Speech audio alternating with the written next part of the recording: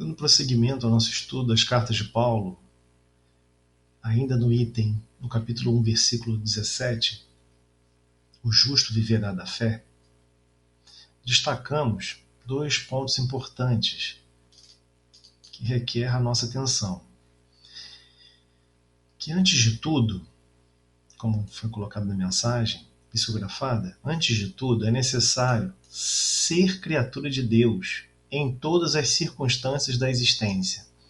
Ser criaturas de Deus em todas as circunstâncias da existência vai ficar muito mais claro para todos nós em termos de executar adequadamente as leis de Deus.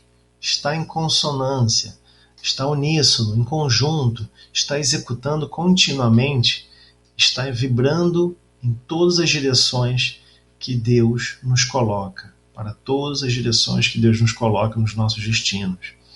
E Paulo de Tarso, sua frase é esclarecida para todos nós aqui, destacando: queria dizer que o justo será sempre fiel, viverá de modo invariável, na verdadeira fidelidade ao Pai que está nos céus. Fidelidade aqui nós podemos substituir pelo princípio de confiança. Ser fiel a Deus é confiar plenamente que Deus guia e controla e condiciona adequadamente os nossos destinos. Ninguém nasce no lugar errado, ninguém está convivendo com pessoas erradas. Certa feita, se o seu destino há uma grande guinada e segue para outra direção, temos que ter a total confiança que Deus está guiando os nossos passos para que possamos executar o melhor no caminho que foi traçado. Só que para isso a gente tem que ter uma confiança e termos claramente um outro aspecto muito complexo que é inerente a todos nós, que inclusive é uma lei natural, refere-se à lei de adoração. Então, se nós queremos ser criaturas de Deus em todas as circunstâncias, nós temos que estar executando adequadamente todas as leis, e em especial as leis morais. Então, no Livro dos Espíritos, há um resumo muito detalhado, capítulo a capítulo, que Kardec elaborou para todos nós. Na parte terceira, as leis morais, vamos tratar no capítulo 2 da lei de adoração. Afinal de contas, aqui estamos adorando as facilidades e os confortos do mundo ou estamos buscando realmente esse treinamento complexo que está ligado com as leis morais, ou seja, as leis de Deus para todos nós. Então, na terceira parte, resumidamente falando, nós vamos observar das leis de Deus. Kardec subdivide em lei divina e natural, lei de adoração, lei de trabalho, reprodução, conservação, lei de destruição, lei de sociedade, como já observamos com o primeiro item conversado sobre cartas de Paulo. Há uma necessidade de estarmos todos em conjunto. Lei de progresso, lei de igualdade, de liberdade, lei de justiça, amor e caridade, algo também complexo de entender, mas todos nós temos que passar por esse aspecto. Não existe justiça sem amor, sem caridade, da mesma forma que não existe amor sem justiça e caridade. E da perfeição moral. Mas hoje vamos nos ater um pouquinho sobre a adoração. Estar adorando a Deus. O que significa isso? O que é estar adorando a Deus? Né? Se queremos ser criaturas de Deus, temos que adorar não só a criação, como o próprio Pai, que está nos céus. Então ele prossegue. Objetivos da adoração. Kardec então faz a seguinte pergunta. Pergunta 649. Em que consiste a adoração? Afinal de contas, o que é o ato de adorar? O que é isso? Então, a espiritualidade superior, munido desse esclarecimento, trazendo para a gente a terceira revelação, nos esclarece.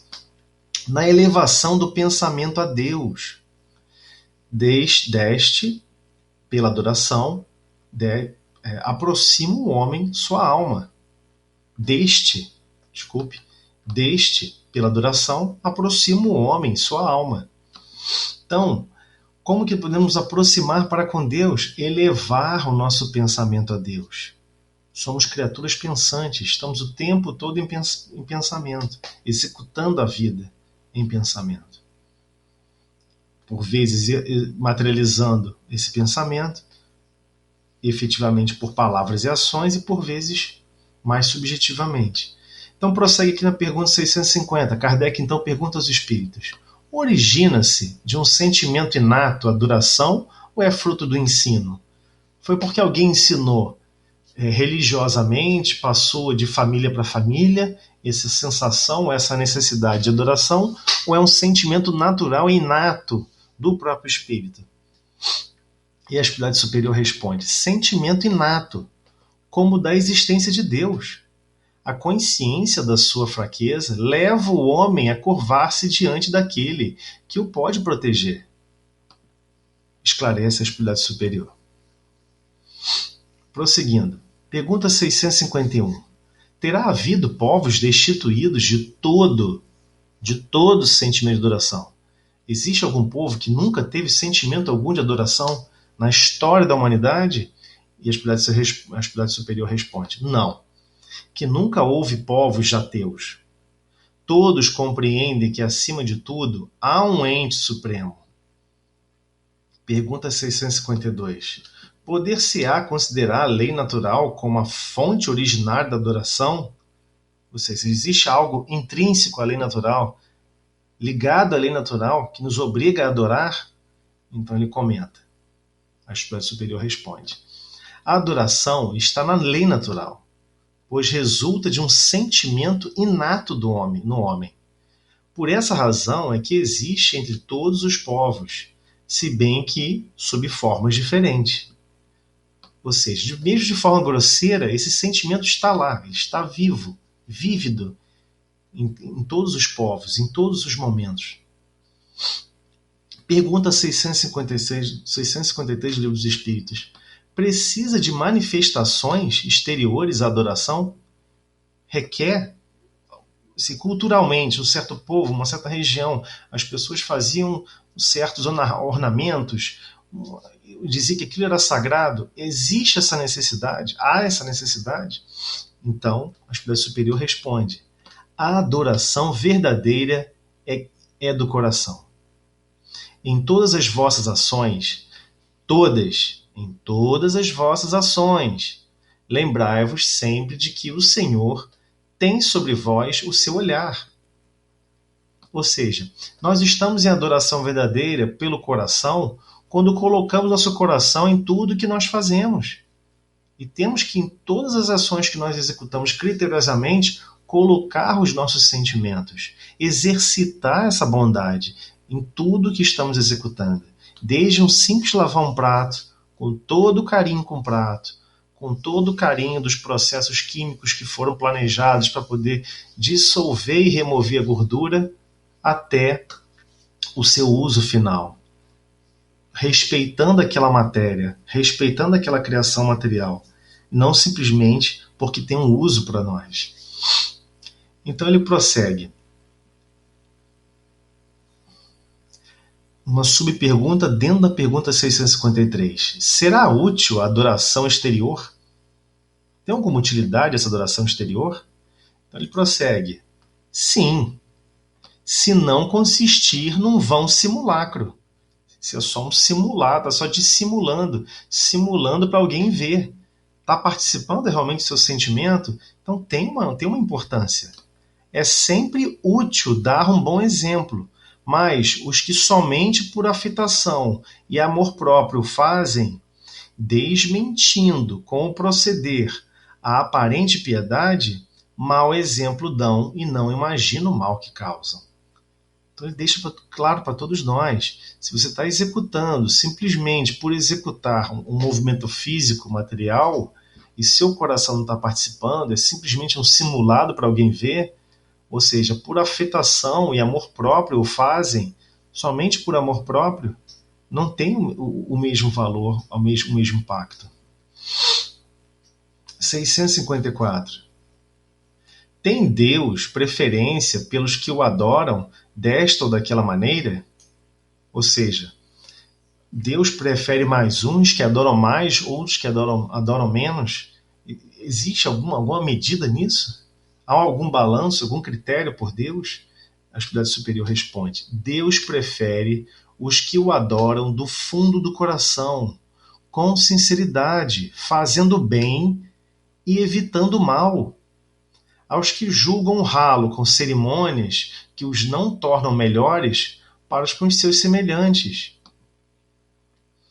Ou seja, ele deixa claro para todos nós quem Deus mais prefere nesse processo de adoração: aqueles que cumprem sua lei de bondade, sua lei de amor, sua lei de justiça. Como? Fazendo bem e evitando o mal.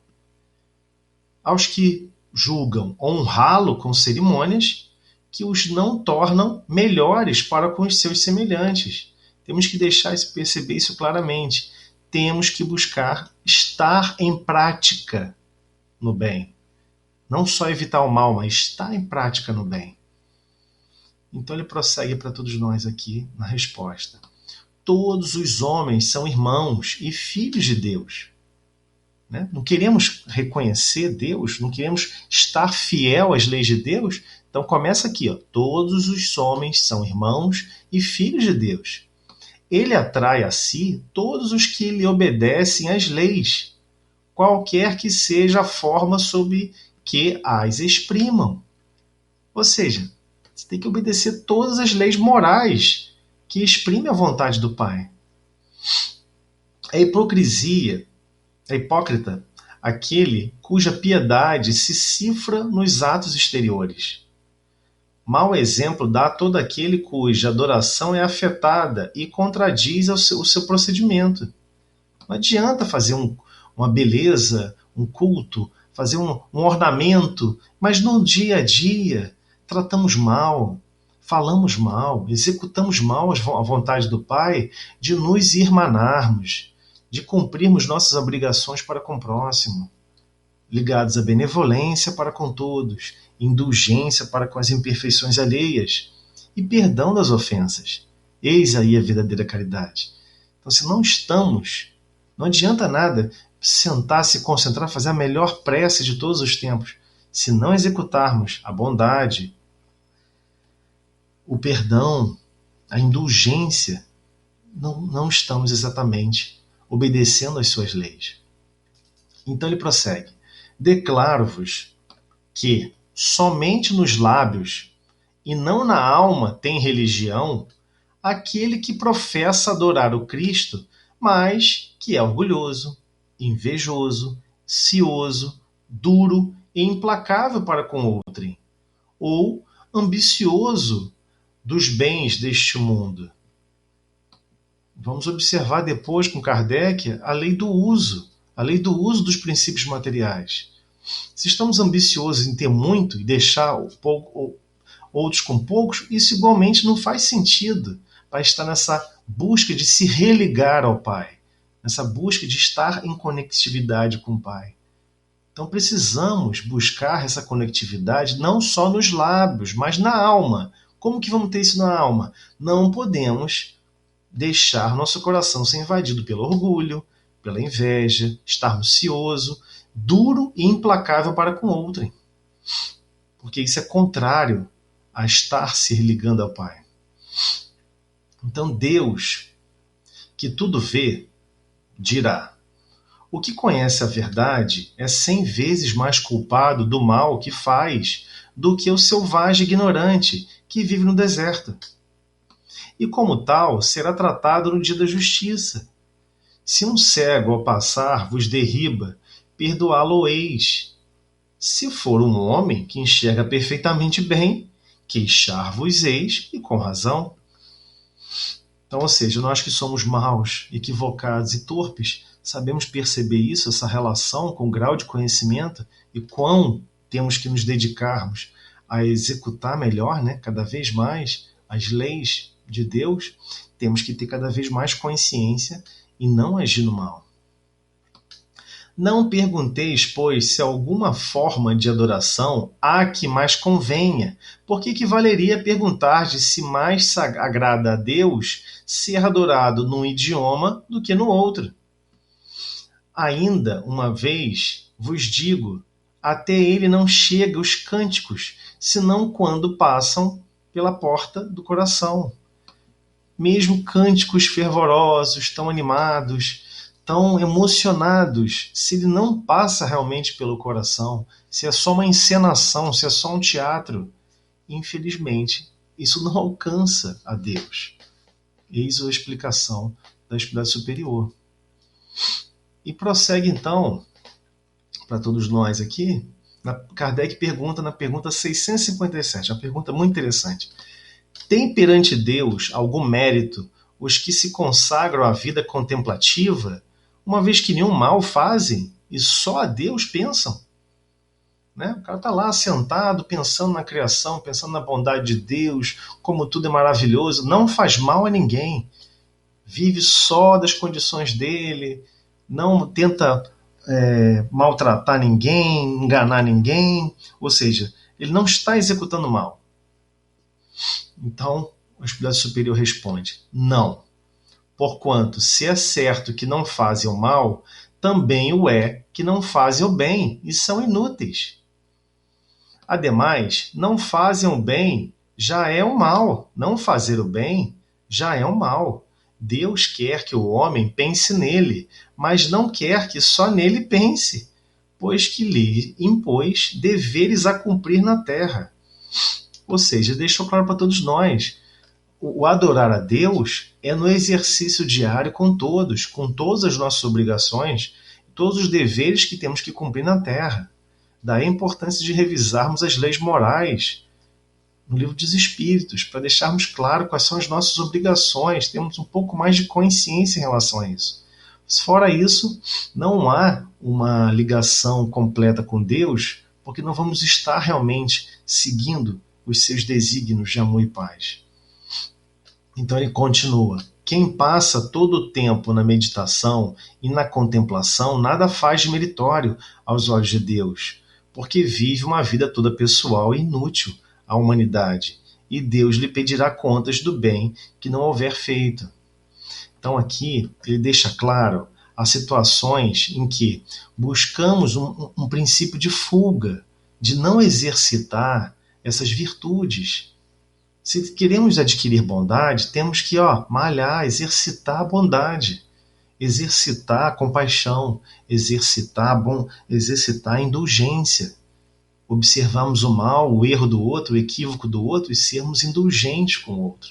Estar num processo de perdoar continuamente aquela manifestação que observamos antagônica ou contrária às leis de Deus. Mas aqui ele está deixando uma situação bem clara para todos nós. Ele não está falando contra a meditação em si. Ele está falando nos abstermos, ou seja, deixarmos de praticar o exercício do bem e ficarmos só na meditação contemplativa. E ele até cita a pergunta 640 anterior, né, no livro. Na pergunta 640, Kardec pergunta: aquele que não pratica o mal, mas que se aproveita do mal praticado por outrem, é tão culpado quanto este? Ele não foi a fonte do mal, ele não praticou o mal, mas ele está lá, né, gozando de todas as possibilidades e todos os benefícios do mal que o outro espoliou alguém, né, roubou alguém, maltratou alguém.